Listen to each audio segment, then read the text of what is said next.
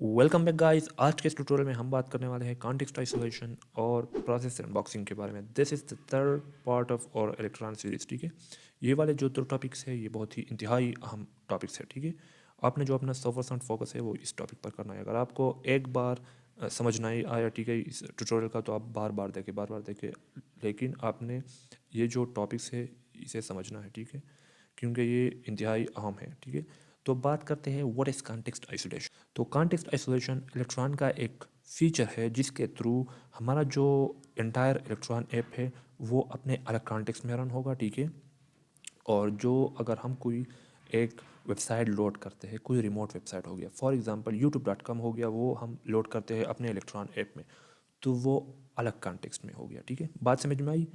दोबारा मैं आपको बता देता हूँ। हमारा जो इलेक्ट्रॉन ऐप है ओवरऑल, जो प्रीलोड स्क्रिप्ट है, जो मेन स्क्रिप्ट है, जो रेंडर स्क्रिप्ट है, ठीक है, इंटायरली जो हमारा ऐप है वो अलग कॉन्टेक्स्ट में रन होगा।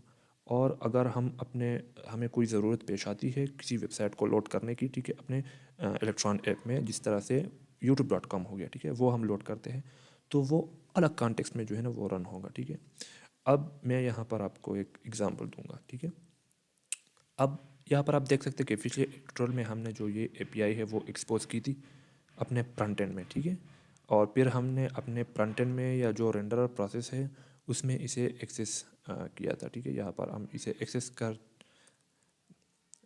एक्सेस जो है ना यहाँ पर कर चुके थे। ठीक है, यहाँ पर, और हमने इसे यहाँ पर एक्सेस किया हुआ था। ठीक है, window dot backend API dot set title. ठीक है, इस तरह से तो हमारा जो बैकेंड एपीआई है वो हमने एक्सपोज किया था प्रीलोड स्क्रिप्ट में। ठीक है, और यहाँ से हम अपने रेंडर स्क्रिप्ट में यहाँ से एक्सेस कर सकते थे। ठीक है, लेकिन जब ये कॉन्टेक्स्ट आइसोलेशन का फीचर जो है ना वो इंट्रोड्यूस नहीं हुआ था, और ये फीचर जो है ना इलेक्ट्रॉन का जो 12th वर्जन है उसमें इंट्रोड्यूस हो गया। ठीक है, उससे पहले कॉन्टेक्स्ट आइसोलेशन का जो फीचर है वो इंट्रोड्यूस नहीं हो गया था। ठीक है, तो हम ये वाला जो कोड है वो यूज़ नहीं कर सकते थे। हमें अगर कोई जो एपीआई है वो प्रोवाइड करना होता था अपने फ्रंट एंड में, तो हम क्या करते हैं कि डायरेक्टली हम विंडो ऑब्जेक्ट को म्यूटेट करते हैं। ठीक है, हम कोई जो एक फंक्शन या मेथड हो गया वो यहाँ पर बाइंड करते हैं। जैसे कि मैं एक एग्जांपल, एक फंक्शन यहाँ पर लेता हूँ और इसे नाम देता हूँ रिक्वेस्ट। रिसोर्स रिक्वेस्ट करेगा हमारे बैकेंड से। ठीक है, और फिर हम यहाँ से इसे एक्सेस कर सकते हैं by using what request resource, इस तरह से। ठीक है, हम इसे यहाँ से एक्सेस कर सकते हैं। ठीक है, इस तरह से अब भी कर सकते हैं। ठीक है, लेकिन यहाँ पर एक जो है ना वो मसला था। मसला ये था, अगर आप कोई रिमोट वेबसाइट लोड करते, ठीक है, तो आपका जो रिमोट वेबसाइट है वो भी इस विंडो ऑब्जेक्ट का जो ये वाला मेथड है वो एक्सेस कर सकता था। यानी जो हमारा रेंडर प्रोसेस या जो इलेक्ट्रॉन ऐप का जो विंडो ग्लोबल ऑब्जेक्ट है, ठीक है, उसे एक्सेस कर सकता था, जो कि एक बहुत ही सिक्योरिटी मसला था। ठीक है, तो इलेक्ट्रॉन वालों ने इस मसले को हल किया बाय इंट्रोड्यूसिंग कॉन्टेक्स्ट आइसोलेशन। जब कॉन्टेक्स्ट आइसोलेशन इंट्रोड्यूस हुआ, ठीक है, तो हमारा ये वाला जो मेथड है, ठीक है, ये सिर्फ हम अपने जो इलेक्ट्रॉन ऐप का जो रेंडर प्रोसेस है, ठीक है, हम उसमें एक्सेस कर सकते थे। ठीक है, इसके अलावा जो आपका रिमोट वेबसाइट है, ठीक है, वो इसे एक्सेस नहीं कर सकता था। ठीक है, आपके इलेक्ट्रॉन ऐप के ये विंडो ऑब्जेक्ट है, ठीक है, इसे एक्सेस नहीं कर सकता था। ठीक है, तो इस तरह से ये जो मसला था ये हल हो गया। ठीक है, लेकिन अगर आप यहाँ पर आए, ठीक है, वेब प्रेफरेंसेस में, इस ऑब्जेक्ट में, ठीक है, इस ब्राउज़र विंडो का जो क्लास इसके ऑब्जेक्ट में, ठीक है, यहाँ पर, तो यहाँ पर आप इसको जो है ना डिसेबल भी कर सकते हैं बाई राइटिंग कॉन्टेक्स्ट आइसोलेशन और सेट करें इसे फॉल्स पर। ठीक है, तो यहाँ से आपका कॉन्टेक्स्ट आइसोलेशन जो है ना वो डिसेबल हो जाएगा। ठीक है, लेकिन बाय डिफ़ॉल्ट हमारा जो कॉन्टेक्स्ट आइसोलेशन है वो इनेबल है। ठीक है, अच्छा, जब कॉन्टेक्स्ट आइसोलेशन का फीचर इंट्रोड्यूस हुआ, ठीक है, तो फिर हमने ये वाला मेथड जो है ना ये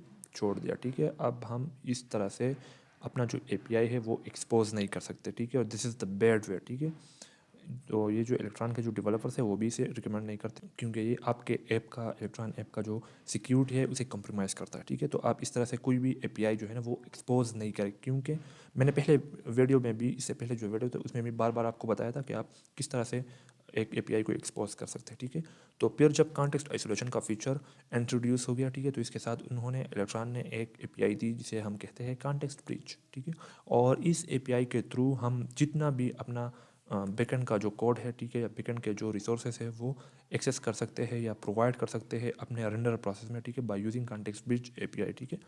तो हम इस तरह से इसका ये मेथड जो है ना वो कॉल करेंगे, ठीक है, context bridge dot expose and main word से यहाँ पर मतलब है हमारा जो रेंडर प्रोसेस है, ठीक है।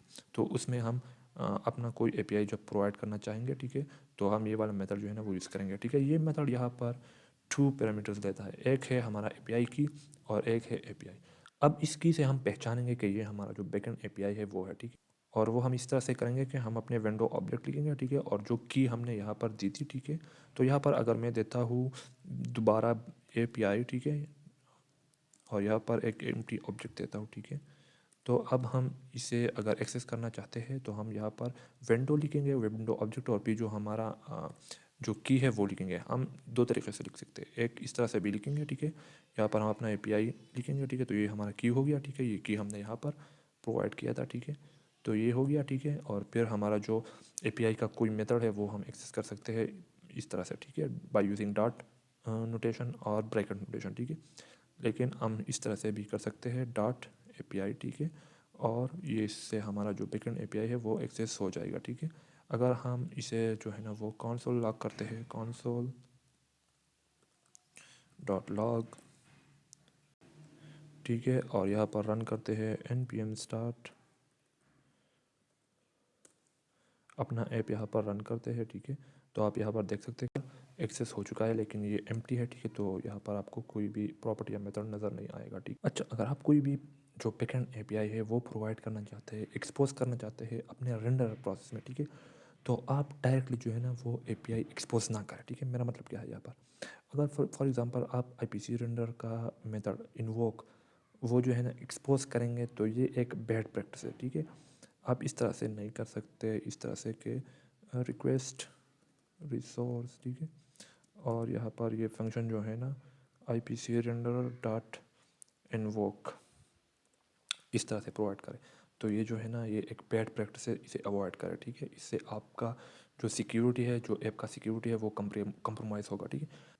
इंस्टेड आप क्या करें कि यहाँ पर एक फंक्शन लिखे, ठीक है, और ये फंक्शन फॉर एग्जांपल अगर हम एक फ़ाइल लोड करना चाहते हैं इसके थ्रू, तो यहाँ पर हम फाइल नेम लिखेंगे, ठीक है, और यहाँ पर आईपीसी रेंडर का जो मेथड है इन्वोक वो कॉल करेंगे, ठीक है, और यहाँ पर हम अपने चैनल का नाम देंगे, ठीक है, तो यहाँ से नाम देते हैं लोड डैश फाइल, ठीक है, इस तरह से, ठीक, और यह हम हर कमेंट की जगह देंगे फाइल नेम, ठीक है, तो इस तरह से। तो अगर आप कोई रिसोर्स लोड करना चाहते हैं तो हर एक रिक्वेस्ट के लिए या हर एक रिसोर्स के लिए अलग अलग फंक्शन बनाए, ठीक है। अगर आप कोई और रिक्वेस्ट भेजना चाहते हैं अपने बैकएंड में, ठीक है, मेन प्रोसेस में, ठीक है, तो इसके लिए आप दोबारा जो है ना वो कोई अलग जो है ना वो फंक्शन बनाए यहाँ पर रिक्वेस्ट टू इस तरह से, ठीक है। तो हर एक रिक्वेस्ट के लिए आप अलग अलग फंक्शन बनाए, ठीक है, तो ये एक बेस्ट वे है, ठीक है, और इससे आपकी ऐप की जो सिक्योरिटी है वो भी कंप्रोमाइज़ नहीं होगी, ठीक है। तो आपने जो ये बातें हमने की ये याद करनी है, ठीक है, और अगर आपको इस बारे में कोई भी कन्फ्यूजन हो तो आप कमेंट में जो है ना अपना क्वेश्चन पूछ सकते हैं, ठीक है। अब बात करते हैं प्रोसेस सैंडबॉक्सिंग के बारे में। व्हाट इज़ प्रोसेस सैंडबॉक्सिंग, ठीक है। तो हमारा जो प्रोसेस सैंडबॉक्सिंग का फीचर है ये इंट्रोड्यूस हो गया इलेक्ट्रॉन का जो 20 वर्जन है उसके उसमें, ठीक है। Now what is process sandboxing, ठीक है, ये जो प्रोसेस सैंडबॉक्सिंग है ये इंट्रोड्यूस हुआ इलेक्ट्रॉन का जो 20 वर्जन है उसमें, ठीक है, उससे पहले प्रोसेस सैंडबॉक्सिंग नहीं था, ठीक। Now what is process sandboxing, ठीक है, तो जो प्रोसेस सैंडबॉक्सिंग है ये लिया गया है क्रोमियम से, ठीक है, ये फीचर लिया गया है क्रोमियम से, क्योंकि हमारा जो इलेक्ट्रॉन है वो बना है क्रोमियम के ऊपर, ठीक है। अब ये जो प्रोसेस सैंडबॉक्सिंग है ये हमारे रेंडर प्रोसेस को जो है ना वो बैकएंड जो रिसोर्सेस है उसे एक्सेस करने से मना करता है, ठीक है। कुछ रिसोर्सेस है जिसे हम एक्सेस कर सकते हैं अपने प्रोडक्ट स्क्रिप्ट में, ठीक है, इसके अलावा जो सारे रिसोर्सेस है बैकएंड रिसोर्सेस वो हम डायरेक्टली एक्सेस नहीं कर सकते, ठीक है। और अगर हमें कोई रिसोर्सेज चाहिए होगी, ठीक है, बैकएंड से, ठीक है, तो हम क्या करेंगे कि उसके लिए हम यूज़ करेंगे आईपीसी रेंडर, ठीक है, तो इसके थ्रू हम कम्युनिकेट करेंगे अपने बैकएंड प्रोसेस के साथ, ठीक है, और जो हम एपीआई एक्सेस करेंगे उसे हम एक्सपोज करेंगे इस एपीआई के थ्रू, ठीक है। तो अगर हमें कोई एपीआई या बैकएंड रिसोर्सेज चाहिए होंगे, ठीक है, तो हम इस तरह से करेंगे, ठीक। तो प्रोसेस एंडबॉक्सिंग से ये हो गया कि हमारा जो प्रीलोड स्क्रिप्ट है या जो रेंडर प्रोसेस है उसमें जो है ना हम कोई बैकएंड एपीआई या जो यूज़र ऑपरेटिंग सिस्टम एपीआई है, ठीक है, वो हम एक्सेस नहीं कर सकते डायरेक्टली, ठीक है। तो अगर हम यहाँ पर एक्सेस करना चाहते हैं फाइल सिस्टम में जो, ठीक है, तो वो हम नहीं एक्सेस कर सकते, ठीक है, अगर हम इस तरह से लिखें, ठीक है, तो वो हम यहाँ पर एक्सेस नहीं कर सकते यहाँ पर, ठीक है। लेकिन अगर आप सैंडबॉक्स जो है ना इसको यहाँ पर डिसेबल कर लें, ठीक है, यहाँ पर, ठीक है, तो फिर आप एक्सेस कर सकते हैं, ठीक है। तो यहाँ पर अगर हम इसे डिसेबल कर दें फॉल्स, ठीक है, तो फिर हम यहाँ पर इसे एक्सेस कर सकते हैं fs, ठीक है। अब यहाँ पर मैं एक फ़ाइल जो है ना वो क्रिएट करना चाहता हूँ, fs.write फाइल,